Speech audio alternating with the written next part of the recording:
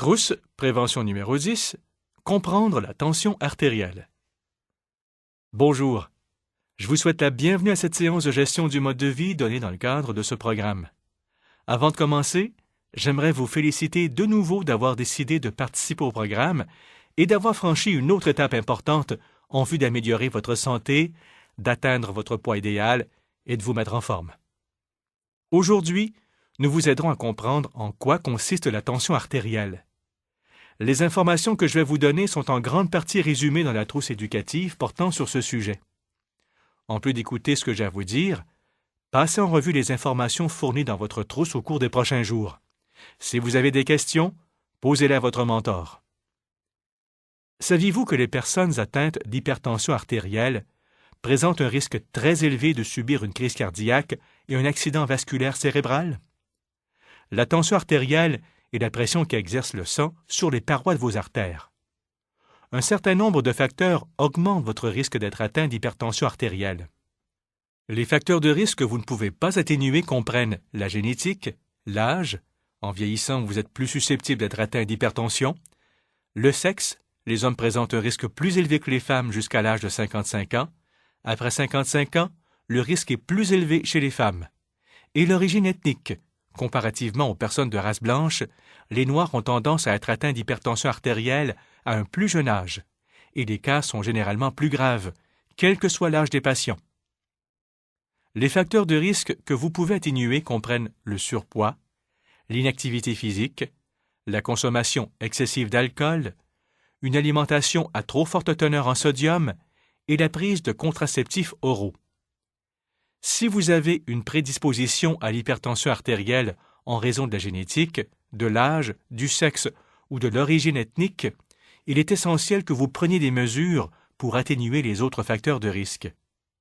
En gérant les facteurs de risque que vous pouvez atténuer, vous pouvez prévenir l'hypertension artérielle ou la contrôler si votre tension artérielle est déjà élevée.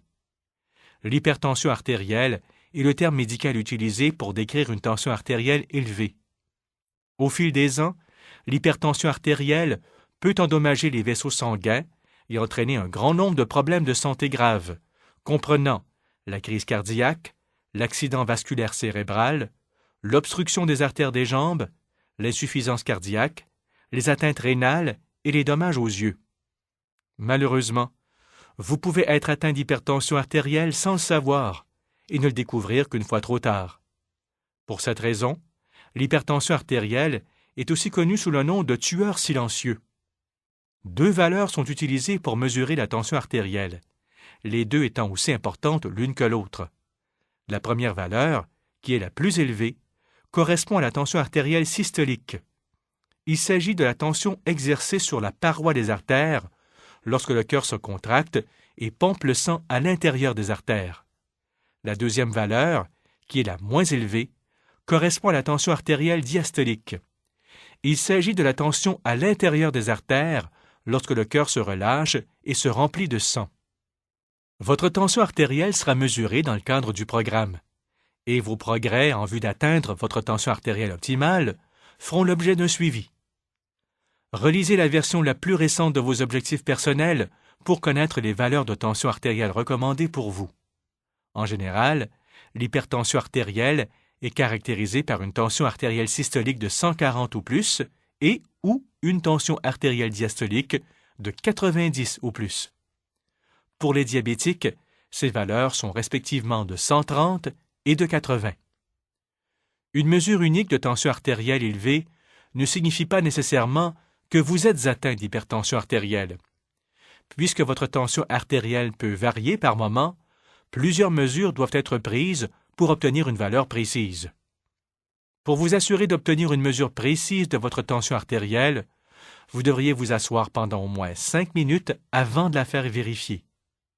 Idéalement, vous ne devriez pas faire mesurer votre tension artérielle si vous avez fumé une cigarette ou bu un café dans les 30 minutes précédant l'examen, si vous avez effectué une activité physique modérée ou intense, ou pris un repas 1 heure avant l'examen, ou si vous avez pris un antihistaminique ou un médicament contre le rhume au cours des 6 dernières heures.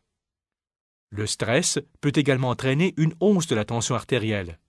En fait, Certaines personnes sont nerveuses pendant leur rendez-vous chez le médecin, et cela entraîne une augmentation de leur tension artérielle. Dans ce cas, on parle d'hypertension réactionnelle.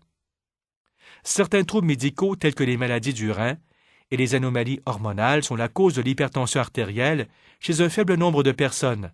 Dans ces cas, la tension artérielle peut être réduite en traitant la maladie sous-jacente.